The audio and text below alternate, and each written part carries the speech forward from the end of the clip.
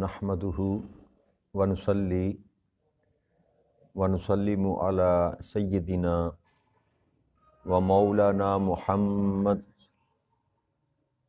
رسولہ النبی الامین المکین الحنین الکریم الرؤوف الرحیم اما بعد فاعوذ باللہ من الشیطان الرجیم بسم اللہ الرحمن الرحیم۔ نہایت ہی واجب الاحترام ساتھی اللہ تعالیٰ کا بے پناہ لطف و کرم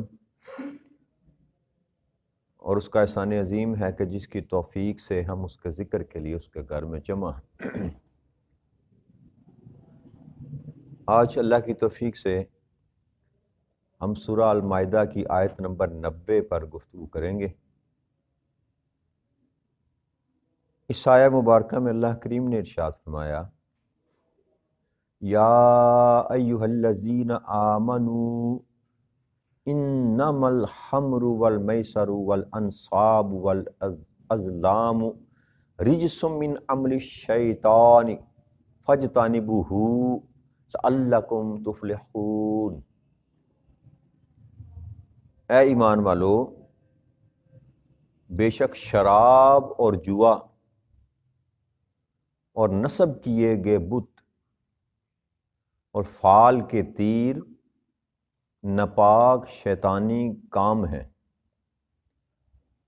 سو تم ان سے کلیتاً پرہیز کرو تاکہ تم فلاح پا جاؤ۔ یہ آیہ مبارکہ جو ہے احکامات کے معاملے میں بہت خاص آیت مبارکہ، معاشرتی اور سماجی زندگی کے اصلاح کے لیے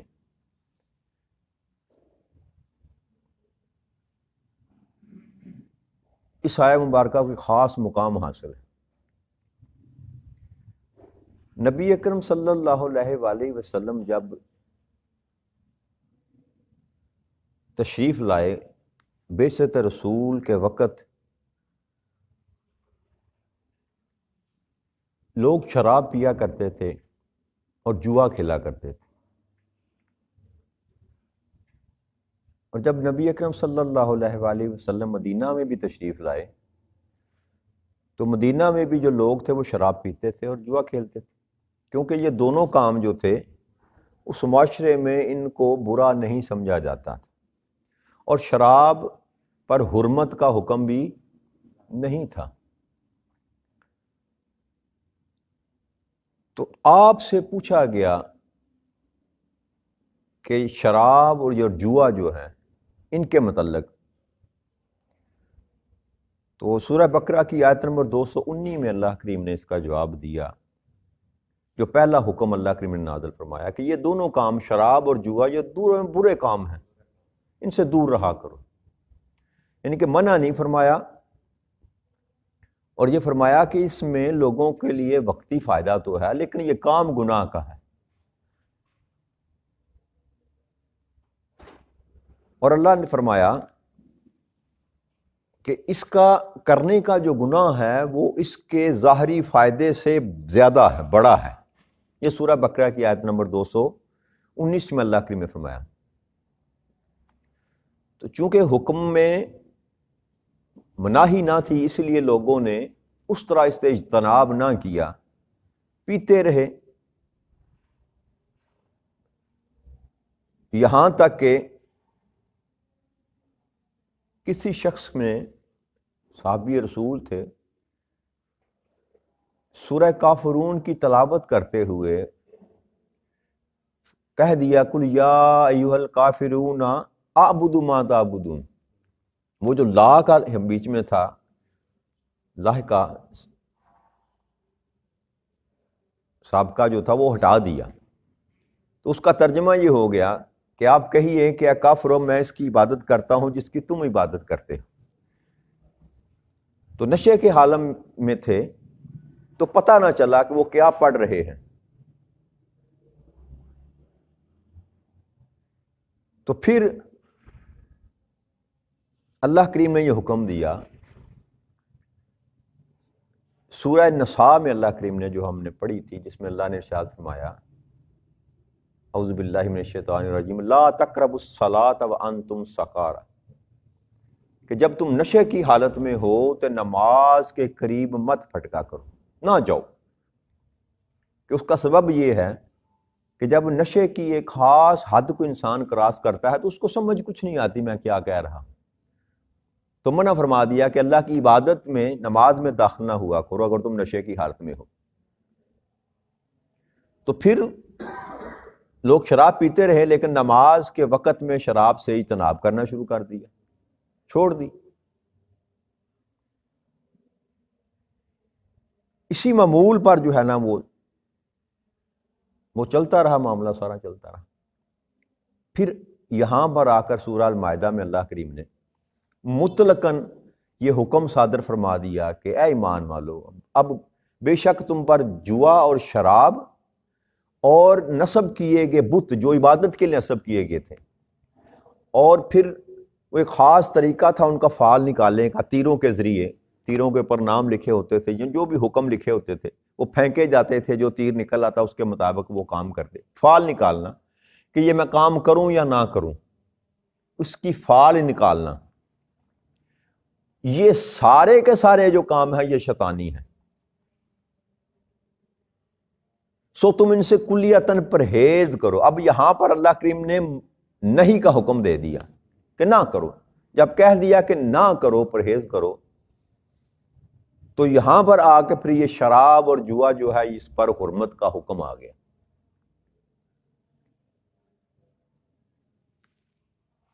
اور کئی اصحاب، میں نے عرض کی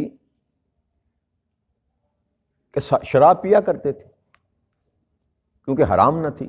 حضرت بریدہ رضی اللہ تعالیٰ عنہ بیان کرتے ہیں کہ ہم مجلس میں بیٹھے تھے اور شراب پی رہے تھے، اس وقت شراب حلال تھی۔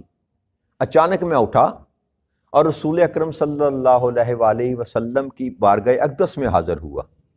آپ کو جب سلام پیش کیا تو اسی اثناء میں یہ شراب کی تحریم کے متعلق جو آیت تھی وہ نازل ہو گئی۔ کیا ایمان والو، بے شک شراب اور جوا اور آخر تک یہ ساری چیزیں تم پر جو ہے نا یہ شیطانی کام ہے، یہ نہ کیا کرو، باز آ جاؤ اس سے تاکہ تم فلاح پا سکو۔ تو کہتے ہیں کہ میں اپنے صحاب کے پاس گیا، جو میرے ساتھی تھے ان کے پاس گیا، اور میں نے جا کر ان پر یہ آیت اور اس سے اگلی آیت بھی میں تلاوت کر دیتا ہوں تاکہ مضمون میں تھوڑی سی تسلسل آئے۔ دوسری آیت نمبر 91 میں اللہ نے ارشاد فرمایا انما یرید الشیطان ان یوقع بینکم العداوۃ والبغضاء فی الخمر والمیسر ویصدکم عن ذکر اللہ وعن الصلاۃ فہل انتم منتہون۔ شیطان تو چاہتا ہی یہ ہے کہ شراب اور جوئے کے ذریعے تمہارے درمیان عداوت اور کینہ ڈلوا دے اور تمہیں اللہ کے ذکر سے اور نماز سے روک دے۔ کیا تم ان شر انگیزی باتوں سے باز آؤ گے؟ یہ دوسری آیت مبارکہ تھی۔ تو یہ دونوں آیات مبارکہ جو ہے نبی اکرم صلی اللہ علیہ وسلم نے تلاوت فرمائی۔ تو حضرت برادہ فرماتے ہیں رضی اللہ تعالیٰ عنہ کہ میں گیا اپنے ساتھیوں کے پاس اور جا کر میں نے یہ دونوں آیتیں پڑھی۔ جب میں نے آیت تلاوت کی، اللہ کا حکم بتایا تو کئیوں کے ہاتھ میں گلاس پکڑا ہوا تھا جس میں سے انہوں نے کچھ شراب پی ہوئی تھی، تو انہوں نے اس گلاس کو انڈیل دیا، جتنی پی تھی وہ پی، باقی گلاس جو تھا اسی وقت اس کو انڈیل دیا، اور پھر جو برتنوں میں شراب پڑی ہوئی تھی وہ بھی ساری بہا دی، اور پھر کہنے لگے کہ ہمارے رب ہم باز آ گئے، ہم باز آ گئے، ہم باز آ گئے۔ یہ تھا نبی اکرم صلی اللہ علیہ وآلہ وسلم کے اصحاب کے ایمان کا درجہ، کہ جب حکم آ گیا کہ یہ کام شیطان کا کام ہے، یہ نہ کرو، تو کسی نے بلا چوں چراں بغیر کوئی دلیل مانگے، بغیر سوچے، بغیر سمجھے، جب آقا کریم صلی اللہ علیہ وآلہ وسلم کے زبان اقدس سے یہ بات سنی، اور سنی بھی کسی تیسرے آدمی کے ذریعے، تو فوراً اس پر عمل کیا۔ یہ ہے ایمان کا درجہ۔ کیوں، کیسے، کس طرح، کتنا، کب، یہ جو سوال ہے نا سارے، یہ شیطان جو ہے وسوسہ انسان کے اندر ڈالتا ہے۔ ایمان تقاضا ہی یہ کرتا ہے کہ جب اللہ اور اللہ کا رسول کسی بات سے منع کر دے تو منع ہو جائے. وہاں پر کوئی سوال عقل میں بات آئے یا نہ آئے، دل اس کا مانے یا نہ مانے، جو بندہ اس کو قبول نہ کرے وہ سمجھ لے اپنے ایمان کی فکر کرے. وہ تو یہ پیمانہ تھا صحابہ رسول کے ایمان کا کہ جیسے ہی حضرت برادہ کہتے ہیں میں نے جا کے ان کو بتایا، جس کے ہاتھ میں گلاس تھا اس نے گلاس پھینک دیا، جس برتن میں شراب تھی وہ برتن بھی پھینک دیے. اور اس کے بعد پھر صحابہ رسول صلی اللہ علیہ وسلم نے کبھی شراب کو ہاتھ نہیں لگایا. اور خمر جو لفظ یہاں پر اللہ کے میں استعمال کیا نا، ان الخمر، خمر کہتے ہیں خاص جو ایک انگور کا جو رس نکالا ہوتا ہے نا، وہ کافی دیر پڑا رہے، پرانا ہو جائے، اس پر ایک جاگ آ جاتی ہے، جو جاگ آ جاتی ہے اور اس میں نشہ پیدا ہو جاتا ہے. سڑ جاتا ہے نا جب وہ انگور کا جو رس ہے تو اس میں نشہ پیدا ہو جاتا ہے. خاص چیز جو ہے خمر، اس کو عربی زبان میں لغت میں کہا جاتا ہے. اور قرآن نے مطلقاً جو یہاں پر ذکر کیا وہ خمر کا کیا کہ اب خمر تم پر، کیونکہ اس دور میں شراب پی ہی یہی جاتی تھی. یہ جدید جو شرابیں اب مارکیٹ میں آئی ہیں نا، یہ اس وقت تو نہیں تھی نا.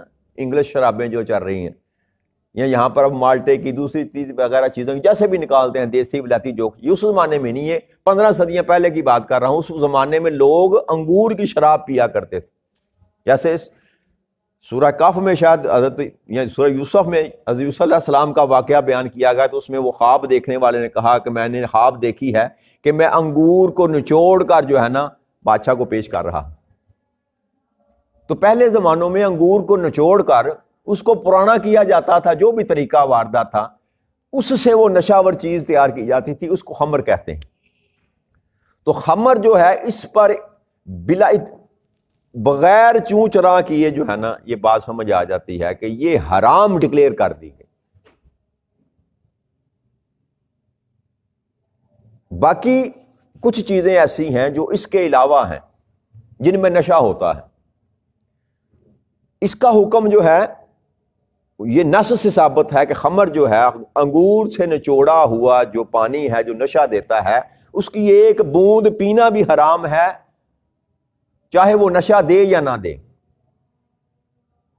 چاہے وہ نشہ دے یا نہ دے. خمر جو ہے جو انگور کا تیار کردہ پانی ہے، اس کا ایک قطرہ پینا بھی ویسے ہی حرام ہے جیسے اتنی مقدار میں پینا جو نشہ کرے. کیوں کہ قطعی نص سے جو ہے نا اللہ کریم نے یہاں پر منع فرما دیا. اور خمر جو ہے اور جوا، میسر، آگے آیت نمبر 91 میں اللہ کریم نے اس کی وجہ بھی بیان کر دی کہ یہ کیوں منع کیا گیا تم کو، کہ تمہارے اندر عداوت ڈالتا ہے، کینہ ڈالتا ہے. اور آپ معاشرے میں دیکھتے ہیں کہ جو بندہ شراب کا عادی ہے، ضرورت سے زیادہ شراب پی لیتا ہے، بدمست ہو جاتا ہے، تو پھر وہ لڑائی جھگڑے پہ اتر آتا ہے، گالی گلوچ کرے گا، مار پیٹ کرے گا، نقصان کرے گا، بدکاری پہ کرے گا. یہ سارے، اسی لیے اس کو ام الخبائث بھی کہا جاتا ہے، تمام برائیوں کی ماں. کہ جب انسان سوچنے سمجھنے کی صلاحیت ہی اس کی ختم ہو جائے تو پھر کوئی بھی گناہ کر سکتا ہے، سوچ نہیں سکتا. اسی لیے اللہ نے اس کو منع کیا. تو جو چیز بھی انسان کی سوچنے سمجھنے کی صلاحیت کو سلب کر دے یا انسان کو اس قابل نہ چھوڑے کہ وہ اللہ کی بارگاہ میں کھڑا ہو کر صحیح معنی میں عبادت کر سکے، اس کو سمجھ نہ آئے کہ میں کیا سوچ رہا ہوں، کیا کہہ رہا ہوں، کیا پڑھ رہا ہوں، ایسے تمام نشے جو ہیں وہ ظنی طور پر اسی حکم میں آئیں گے. خمر کے علاوہ تمام جو نشے ہیں جو بھی جس حالت میں بھی موجود ہیں، اگر تو نشہ حاصل کرنے کے لیے اس کا استعمال کیا جائے تو وہ حرام ہے، وہ حرام. ایک فرق ہے بریک سا، وہ یاد رکھیے گا. خمر کے علاوہ، اور خمر جو ہے یہ حرام ہے، لیکن اگر انسان کی جان جا رہی ہو تو یہ بھی حلال ہو جاتا ہے. جیسے سور کا گوشت، اگر انسان کے پاس کوئی اور چیز میسر نہ ہو اور انسان زندگی اور موت کی کشمکش میں ہو، اور اگر اس کو یہ خمر بھی پلا دیا جائے اس کی جان بچانے کے لیے، تو یہ حلال ہو جاتا ہے. لیکن عام زندگی میں یہ حلال نہیں ہے۔ اس کے علاوہ جتنی بھی چیزیں ہیں جو خمر کے زمرے میں نہیں آتی، جس میں انگور کا رس نہیں شامل، جی اس کے علاوہ جو کچھ بھی بنا، ایک حدیث مبارک میں اور نبی اکرم صلی اللہ علیہ وسلم نے دو چیزوں کا ذکر کیا۔ ایک آپ نے اشارہ کر کے فرمایا کہ ان دو درختوں کے پھل سے، یعنی دو پھلوں سے شراب تیار کی جاتی، ایک انگور اور ایک کھجور، تو یہ دونوں جو ہے نا اس حکم میں آئیں گے، لیکن اجماع جو ہے وہ صرف انگور کے پانی پر ہے۔ تو انگور کے پانی کے علاوہ، انگور کے رس کے علاوہ جتنی بھی شرابیں ہوں گی بنی ہوئی، نشہ دینے والی چیزیں، وہ اس حکم میں نہیں آئیں گی۔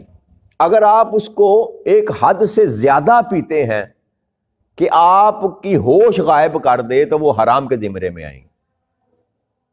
مثلا الکوہل ہے جو دوائیوں میں بھی استعمال ہوتا ہے، ایتھائل الکوہل ہے، میتھائل الکوہل ہے، الکوہل کی قسمیں ہیں۔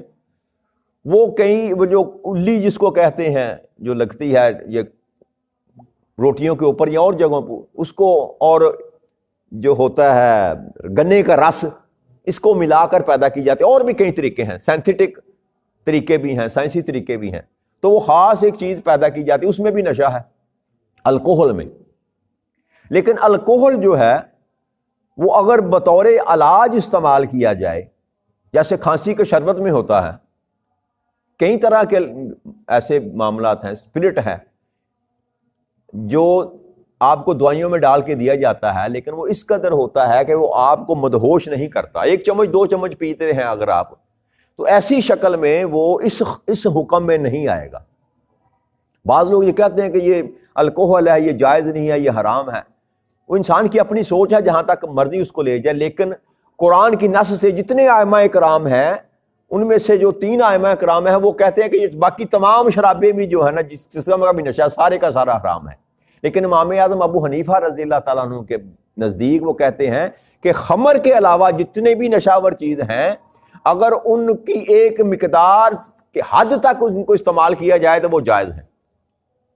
علاج کے لیے ویسے آپ پی لیتے ہیں تو وہ جائز کی قرار پاتی ہیں، لیکن اگر آپ اس کا استعمال غیر ضروری طور پر کریں، وہ الکوہل ہے، شربت ہے، کھانسی کا شربت ہے۔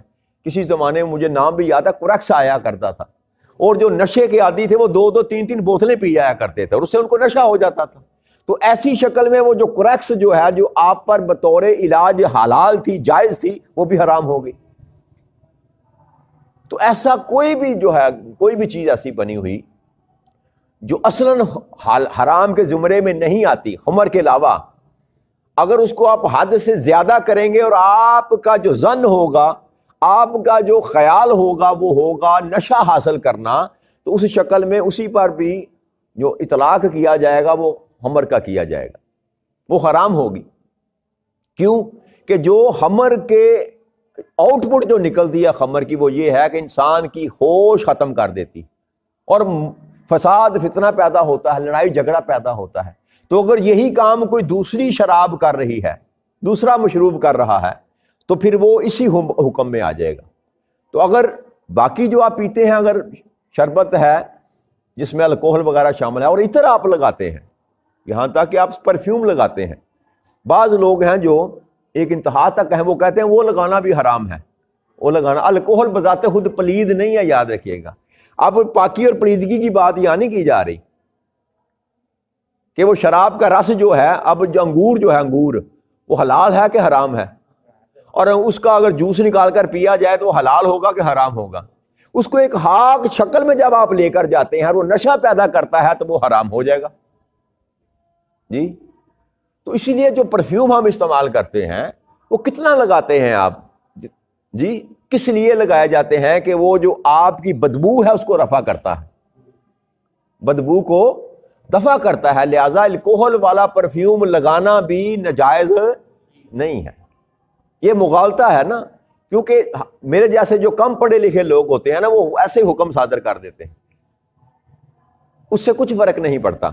جیسے مثال کے طور پر آپ کہیں گے بات ہضم نہیں ہوئی، متصل سنتے آ رہے ہیں نا جی الکوہل والا یہ پروف ہے، میں یہ نہیں لگانا، نماز پڑھنے وقت نہیں لگانا، یہ سنتے ہیں نا ہم، یہ زبانی کلامی جو ہم باتیں کرتے ہیں.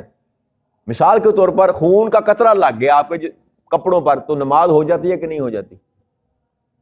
جی خون کا قطرہ لگ جائے، ایک دو قطرہ لگ جائے تو نماز ہو جاتی ہے. خون کا ایک قطرہ دو بہہ نکلے تو وضو نہیں ٹوٹتا ہے نا، نکلا تو خون تو نکلا، ایک خاص حد میں اگر پیپ اور خون جو بہہ جائے اگر تو پھر وضو کرنا پڑ جاتا ہے، اور ایک حد سے زیادہ اگر آپ کے جسم پر کپڑوں پر خون لگ گیا تو وہ پھر آپ کو کپڑا دھو کر نماز پڑھنی پڑتی ہے. بس یہی فلسفہ ہے، یاد رکھیے گا.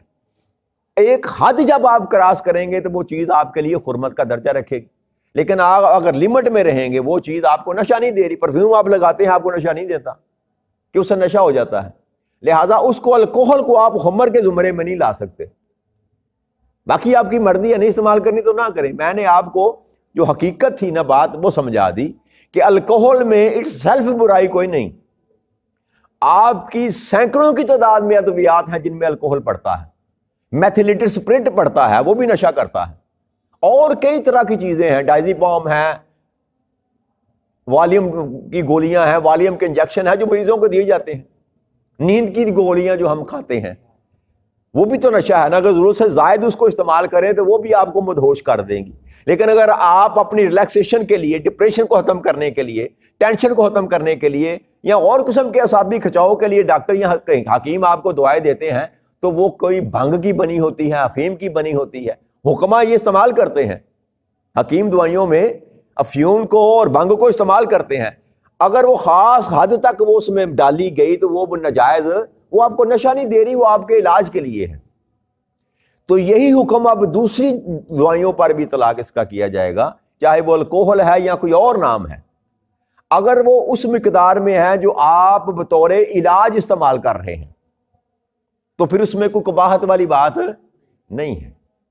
اگر فیون حکیم صاحب ڈال کے آپ کو دے سکتے ہیں تو فیون بھی تو نشہ ہے جی. اگر آپ بھنگ جو ہیں وہ استعمال کر سکتے ہیں تو بھنگ تو ڈھیروں سارے دوائیوں میں، یہ بھنگ جو جس کو آپ بوٹی کہتے ہیں نا عرف عام میں، ہمارے ہاں تو عام ملتی ہے اور لوگ پیتے بھی ہیں باداموں میں ڈال کر، عرف عام میں کہتے ہیں، وہ دوائیوں میں ڈالی جاتی ہیں. لیکن اس کی ایک خاص حد جب آپ کراس کرتے ہیں آپ کو سمجھ نہیں آتی میں کیا کہہ رہا ہوں، میں کیا بول رہا ہوں، اس صنف میں جا کر وہ بھی خمر کے زمرے میں آ جائے گی، پھر حرام ہو جائے گی. لیکن یہ شراب جس کا ذکر اللہ کر رہے ہیں، اللہ کا رسول کر رہے ہیں، انگور کو نچوڑ کر، سڑا کر، گلا کر، پرانا کر کے اس کا نشہ حاصل کرنا، یہ کلیتاً حرام ہے، اس میں گنجائش نہیں ہے. باقیوں میں گنجائش رکھی ہوئی ہے. نبی اکرم صلی اللہ علیہ وآلہ وسلم بھی کچھ چیزیں ایسی ہیں جن کو استعمال کیا کرتے تھے، جیسے ایک مشروب تو ائمہ اکرام کے نزدیک یہ ہے کہ ایسا مشروب جو انسان کو مدہوش کرے خمر کے علاوہ، مثلا کھجور کا بنایا جاتا تھا یا کسی اور چیز کا اگر بنایا جاتا تھا تو اگر وہ تیز ہو تو اس میں پانی ملا کر پی لیں تاکہ وہ آپ کو نشہ نہ دے. تو وہ جو چیز آپ کو نشہ نہ دے وہ آپ کے لیے جائز ہو جاتی تھی. حضرت ابن عباس رضی اللہ تعالیٰ بیان کرتے ہیں کہ رسول اکرم صلی اللہ علیہ وآلہ وسلم تشریف لائے تو پانی سبیل رکھی ہوئی تھی، کسی نے کو پینے کے لیے کچھ چیز بنا کر تیار رکھی تھی، شربت ٹائپ. تو آقا کریم صلی اللہ علیہ وسلم نے پانی مانگا تو حضرت عباس رضی اللہ تعالیٰ فرماتے ہیں، حضرت ابن عباس حضور کے چچا زاد حضرت ابن عباس رضی اللہ تعالیٰ عنہ، وہ فرماتے ہیں کہ ہم آپ کو وہ چیز نہ پلائیں جس کو ہم نے اپنے گھر میں تیار کیا ہے یا ہم اپنے گھر میں تیار کرتے ہیں. آپ نے فرمایا مجھ کو وہ چیز پلاؤ جس کو لوگ بھی پیتے ہیں اور جو تم نے اپنے گھر میں تیار کر رکھی ہے. تو حضرت عباس نے نبیذ کا ایک پیالہ لا کر آپ کے سامنے رکھ دیا. تو آپ نے اس کو چکھا تو آپ کے ماتھے پر نہ شکن آئے، تیز تھی. آپ نے فرمایا پانی لاؤ، اس میں پانی ملایا، پھر فرمایا پانی لاؤ، پھر پانی ملایا، پھر فرمایا پانی لاؤ، 3 دفعہ اس میں پانی ملایا، پھر اس کو پی لیا. تو آپ نے فرمایا اگر یہ تیز لگے نا تم کو تو اس میں پانی ڈال کر اس کو پی لیا کرو، پانی ملا کر اس میں پی لیا کرو. اسی طرح حضرت ابو مسعود رضی اللہ تعالیٰ بیان کرتے ہیں کہ جس وقت نبی اکرم صلی اللہ علیہ وسلم کعبہ کے گرد طواف کر رہے تھے، آپ کو پیاس لگی، آپ نے پانی مانگا، آپ کے پاس ایک برتن سے نبیذ لایا گیا، تو آپ نے اس کو سونگا اور پھر ماتھے پر شکن ڈال کر فرمایا کہ پانی لاؤ، میرے پاس زمزم کا ڈول لاؤ۔ تو نبی اکرم صلی اللہ علیہ وسلم نے اس میں پانی ملایا، تو ایک شخص نے پوچھا کہ یا رسول اللہ صلی اللہ علیہ وسلم کیا یہ حرام ہے نبیذ؟ تو آپ نے فرمایا نہیں، یہ حرام نہیں، جب اگر پینا ہو تو اس میں پانی ملا کر پی لیا کرو۔ اور نبیذ کس کو کہتے ہیں؟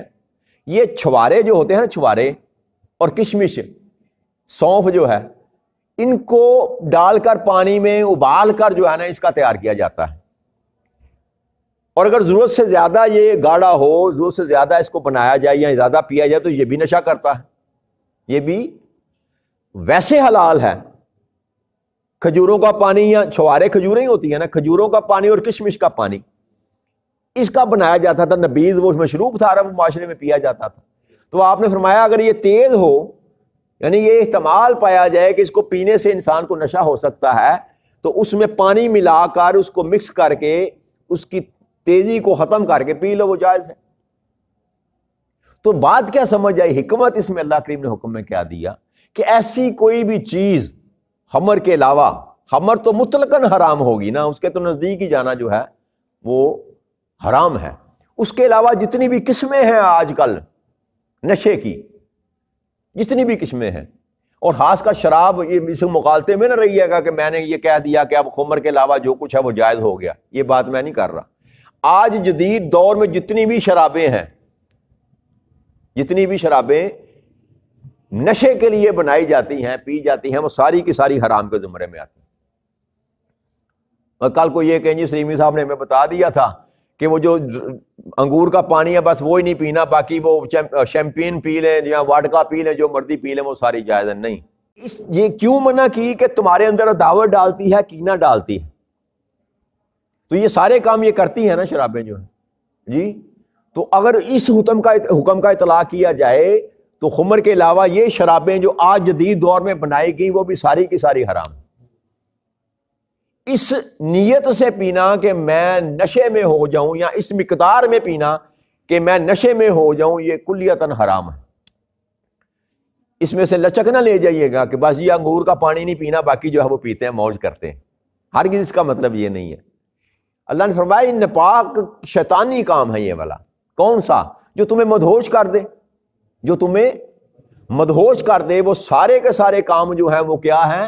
شیطانی ہیں۔ آپ وہ چرس پیئیں تب بھی، آپ ہیروئن پیئیں تب بھی، یا اور کوئی قسمیں ہیں، آپ انجیکشن لگائیں، ٹیکے لگائیں، وہ سارے خمر کے حکم میں تو نہیں آتے نا جی، لیکن وہ سارے کے سارے جو ہے نا آپ کے اندر خرابی پیدا کرتے ہیں۔ اور دوسری بات، اس آخری بات کر کے پھر کل اسی سے مضمون کو آگے لے کر چلیں گے۔ دوسری بات یہ ہے، آپ نسوار کھاتے ہیں، آپ سگریٹ پیتے ہیں، حقہ پیتے ہیں، وہ اندر جاتا ہے آپ کے اندر معدے کے، آپ کے پھیپھڑوں کو کھاتا ہے، آپ کو سانس کی بیماریاں آتی ہیں، آپ کو طرح طرح کے مرض جو ہیں وہ آپ کے ساتھ جڑتے ہیں، آپ کا جسم کمزور ہوتا ہے، تکلیف میں مبتلا ہوتا ہے۔ تو دوسرے رخ سے دیکھیں کہ یہ جسم جو ہے میرے پاس میرے رب کی امانت ہے، تو مجھے کیا حق پہنچتا ہے کہ میں اپنے جسم کو تکلیف دوں؟ اس صنف میں آ کر یہ پان، گٹکا، یہ نسوار، یہ تمباکو نوشی، یہ بھی حرام ہے۔ ایک حد سے تجاوز جب کریں گے یہ آپ کے لیے نقصان دہ ہو جائے۔ بھائی ایک بندہ 1 کلو دودھ پی سکتا ہے، دودھ حلال ہے کہ حرام ہے؟ اگر آپ اس کو 10 کلو دودھ پلا دیں تو کیا بنے گا؟ اس کا ہے تو وہ حلال، لیکن اس کی زندگی اور موت کا معاملہ بن جائے گا، تو اس صنف میں جا کر وہ انسان کے لیے نقصان دہ ہو جاتا ہے۔ تو جو چیز انسان کے وجود کے لیے نقصان دہ ہو وہ بھی حلال نجائز کے شمرے میں چلی جاتی ہے۔ حرمت تو نہیں میں کہہ سکتا، وہ نجائز ہو جاتی ہے۔ اس لیے ان معاملات سے بھی پرہیز کرنی چاہیے جو انسان کی زندگی میں انسان کے وجود کو تکلیف پہنچانے والی، ختم کرنے والی، اللہ کی ضمانت کو خراب کرنے والی چیزیں ہیں، وہ بھی ناجائز ہیں، ان سے بھی پرہیز کرنی چاہیے۔ تو اس سے آگے اللہ کریم چاہے اسی مضمون کو تھوڑا سا کل بھی بیان کریں گے، اللہ نے چاہا تو وما علینا الا البلاغ المبین۔ والسلام علیکم ورحمۃ اللہ وبرکاتہ۔